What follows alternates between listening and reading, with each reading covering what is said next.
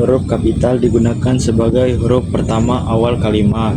Huruf kapital digunakan sebagai huruf pertama unsur nama orang, termasuk julukan. Huruf kapital tidak digunakan sebagai huruf pertama nama orang yang digunakan sebagai nama jenis atau nama satuan ukuran. Huruf kapital digunakan pada nama orang seperti pada nama teori, hukum, dan rumus. Huruf kapital tidak digunakan untuk menuliskan huruf pertama kata yang bermakna anak dari seperti bin, binti, boru, dan van, kecuali dituliskan sebagai awal nama atau huruf pertama kata tugas dari nam. Huruf kapital digunakan pada awal kalimat dalam petikan langsung. Huruf kapital digunakan sebagai huruf pertama dalam hal tertentu yang berkaitan dengan nama agama, kitab suci, dan Tuhan, termasuk sebutan dan kata ganti Tuhan serta singkatan nama Tuhan.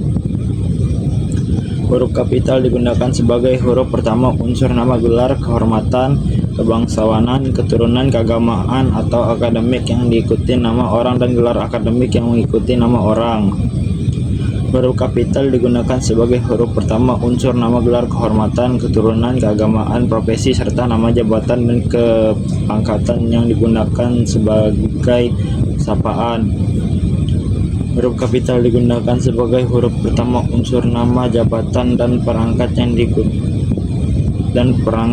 diikuti nama orang atau yang digunakan sebagai pengganti nama orang, nama instansi, atau tempat. Huruf kapital digunakan sebagai huruf pertama seperti pada nama bangsa, suku, bahasa, dan aksara.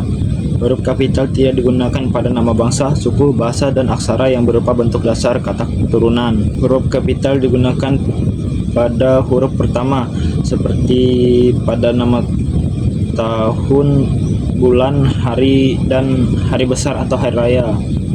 Huruf kapital digunakan pada huruf pertama unsur nama peristiwa sejarah. Huruf pertama peristiwa sejarah yang tidak digunakan sebagai nama ditulis dengan huruf non kapital. Huruf kapital digunakan sebagai huruf pertama nama geografi. Huruf kapital digunakan untuk nama geografi yang menyatakan asal daerah.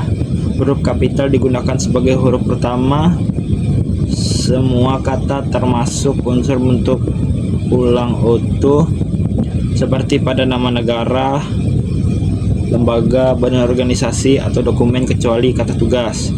Huruf kapital digunakan sebagai huruf pertama setiap kata termasuk unsur bentuk di dalam judul buku, karangan, artikel, dan makalah serta nama media massa kecuali kata tugas yang tidak terletak pada posisi awal.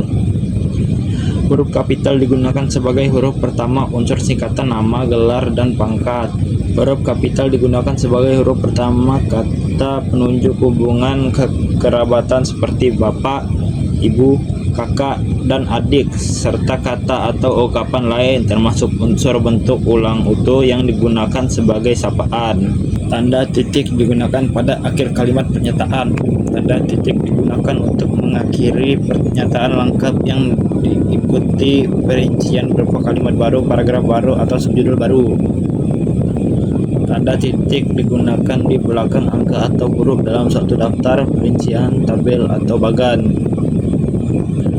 Tanda titik tidak digunakan di belakang angka terakhir pada deret nomor dalam perincian. Tanda titik tidak digunakan pada angka atau huruf yang sudah bertanda kurung dalam perincian.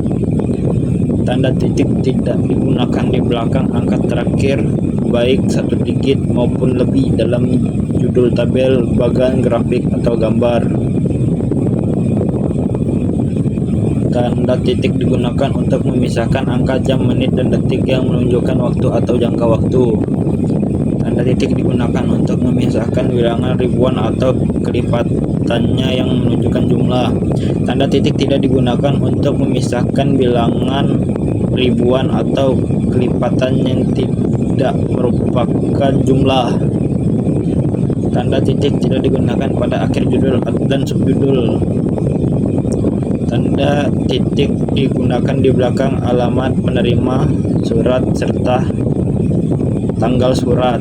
Huruf miring digunakan untuk menuliskan judul buku, judul film, judul album lagu, judul acara televisi, judul siniar, judul lakon, dan nama media yang dikutip dalam tulisan termasuk dalam daftar pusaka.